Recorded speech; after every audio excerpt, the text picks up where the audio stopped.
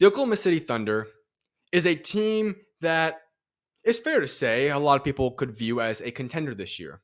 They are a team that had quite the year last year, what many would say a breakout season, and got their feet a little bit wet in that playoffs.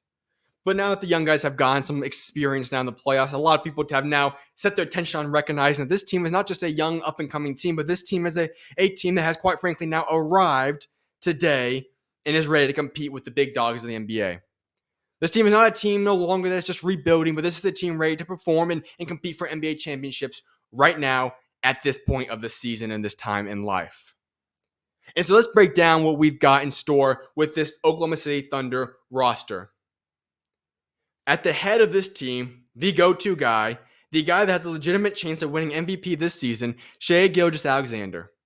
He made his mark on the NBA and solidified himself as one of the premier players in the entire NBA this past season. He is a guy that has shown that he will be in the MVP discussions for years to come, and he's a guy that you can legitimately build an entire franchise around. He will be the star of this entire team, and he's not the only guy, though, because this is where I actually want to make sure I emphasize a certain point with you guys. There is a big three that has been brewing in Oklahoma City Thunder team there's a big three in Oklahoma that I view as a team, as a big three that, and this, let me rephrase them, my apologies. The Oklahoma City Thunder have built and established now a big three in which I quite frankly am very, very enticed in. Because it's not just SchuZ Gilgeous-Alexander any longer. It is a big three that has been built by the Oklahoma City Thunder.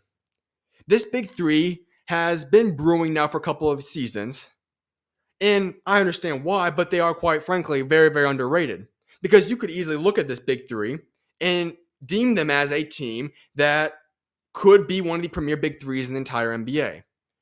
That big three consists of SchuZ Gilgeous-Alexander, Chet Holmgren, and Jalen J-Dub Williams. These three guys are all three potential NBA All-Stars. Will it be this NBA season? I'm not quite positive on that, but I would be shocked if these three guys are not at one point or time an all-star in the NBA. All three of these guys have the capabilities of producing at an extremely high level. And when you talk about big threes in the NBA, we look at the likes of the Minnesota Timberwolves. We look at the likes of some of these other teams that have three legitimate stars. Well, let me introduce to you guys this big three that clearly should be right in the mix of those other great big threes in the NBA. Because SchuZ Gilgeous-Alexander, Jalen Williams, and Chet Holmgren, all three have the potential to be NBA All-Stars. All three have the potential to legitimately lead an NBA team to an NBA championship. Those three should fit each other perfectly. You have a premier guard, a premier big, and you have a premier wing. That is the best way to possibly build a big three, and the Thunder have established that and built that. And not only that, but they have solidified those three as the faces of the team. Here's the unique thing about the Thunder, though, and why they are such an exciting team in the NBA. Because it's not just three guys that are leading this team and then they have a poor bench. But the bench is actually one of the best benches in the entire NBA as well, and I should say surrounding cast. Because you have two other guys that are alongside these three, and Luguentz Dort and Isaiah Hartenstein, who I believe will be entering the starting lineup and will be solidifying that starting five. Hartenstein was a big-time free agency signing that came over from the New York Knicks after a massive season last year with them, and he should be coming in to be the starting center, in my opinion, to start the season. Luguentz Dort has been a foundational core piece of this Thunder roster, and he will be present as well. But here's where it gets really exciting for the Oklahoma City Thunder. They have essentially what I like to call 6 starters.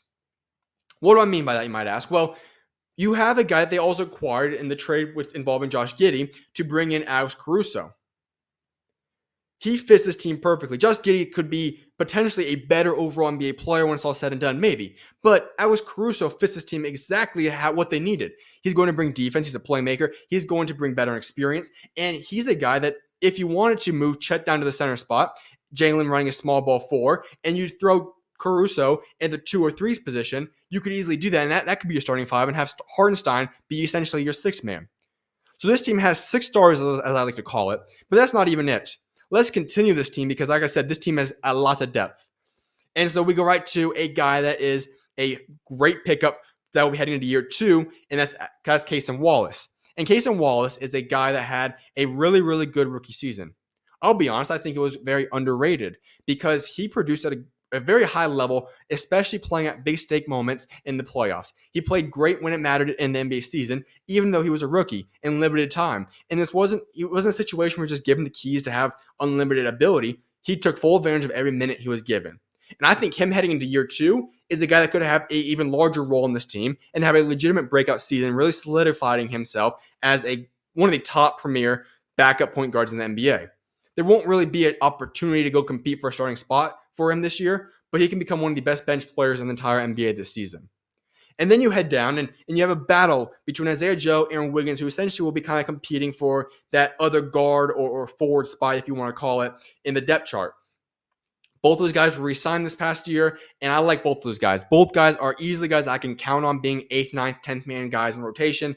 Great guys that they've helped develop and rise up to this point in their careers, and both guys I feel fully comfortable playing in a playoff game or whatever the case may be. Now, there's another guy, though, that I want to discuss, Usman Dieng, who he's a guy that was drafted high, but hasn't quite panned out yet. He's shown flashes, but I'm not quite positive I'm going to say that he is a guy that you can count on yet. I don't want to say I'm going to give up on him per se, but he is a guy I would not be shocked to see maybe traded eventually or whatnot. But if he has a breakout season, this could be a massive boost to the Oklahoma City Thunder because he is a guy that does have essentially potential and he has the length and the body to be able to be a legitimate good-sized wing for them. And they don't have a legitimate backup small forward per se yet. I'm going to get into a couple other guys, but that is one aspect that I do look at and say, hey, if he takes a jump this year, would be huge for the Oklahoma City Thunder. Let's then head down to the backup power forwards, essentially, and you're going to have Kenrich Williams, Dylan Jones, who they just drafted this past year in the first round. Kenrich Williams has been a cornerstone of this team. He's been a part of the Thunder for a couple of seasons, has been a very, very big impact on this team as well, has been a good rotational player. And I like him right now. I'm going to give him the heads up to be the backup forward to start the season. But Dylan Jones is a very intriguing pickup that they had. He seems like a Sam Presti type of draft pick, a guy that you're going to get a steal in when they drafted him later in the first round because he knows how to excel in his role. He has capabilities of thriving if he has a larger role and opportunity, but he's more than willing to embrace whatever role it is that he's given. And I think this was one of the better draft picks in this year's draft. I think he's going to be a great opportunity to become the guy that actually gets rotational minutes, if not this season, for sure by next year, and really be that guy that's going to be a cornerstone bench piece to the Thunder in the future. And then you go back down to the backup center spot, Jalen Williams. He's going to be the guy that's going to be backing up Hartenstein, or if they decide to go with Chet as a Hartenstein backup, then he'll be the third string, obviously. But we know his role, an incredible locker room presence. He plays his role to his perfection, and he's a guy that you can truly count on. So that's what you look at with this roster, and I love it. Like I said, you have a big three. You have essentially 6 starters, and then you have great depth. And a lot of these guys are young. So when you talk about young, up-and-coming players, each and every single one of these guys have the opportunity to grow. What we saw last year, they could be completely different players this year, and that's exciting and enticing when you look at this team. Now, they did have a top pick this past year, Nikola Topic, who he's going to be out for the entirety of this NBA season, which is okay. He can develop, and he's going to be a guy to certainly keep an eye on because that's another young, up-and-coming player, and you allow him to go develop in the Thunder system. I would be shocked if he's not at least a good rotational player for this team. So he's not going to be playing this year, but he's something to keep an eye on going forward. Here's another exciting part about the Thunder, though, that you do have 3 two-way spots that are all locked in as of this point of time. You have AJ Mitchell, who I am very high on. Let me just say this. I believe that AJ has a chance to become a rostered player on this team by the end of the season. They don't have a specifically, exactly by positional basis. They don't have a locked-in backup guard yet for the team. But AJ Mitchell certainly can be that guy for this team. And especially with Topic being out for this season, I could see them promoting him, maybe even in training camp, because I really, really do like what he brings to the team. And I think he was an exceptional draft pick. Adam Flagler, Alex Dukas are their other two-way spots. Solid additions there. I'm not sure if they're going to earn promotions to the main team, but they're good players, solid two-way guys. That's who rounds out the two-way spot. Here's the thing I do want to look at, though. I don't know if this Thunder team is going to be exactly what we expect to see them at the start of the season, maybe even, but especially as the year progresses, because currently they have 14 guys, meaning they have one roster spot available to be able to go and sign somebody or acquire somebody, whatever the case may be. And what I look at right now is essentially you only have 13 available because I said Topic is out for the season. And that's not really a situation you want to be in. 15 is what a lot of guys have, but when you have a guy out for a season and you already have an open spot, only going into the season with 13 guys is not something that is something that you want to count on. And when I really do break down this roster, there are a couple of different holes that I will want to address for them. And this is where I could see them either signing somebody, acquiring somebody, whatever the case may be. And that would be, you talk about the backup center spot. I'm assuming you go Isaiah as starting spot, and then Chet's going to be power forward, which I think would be exceptional and perfect for him.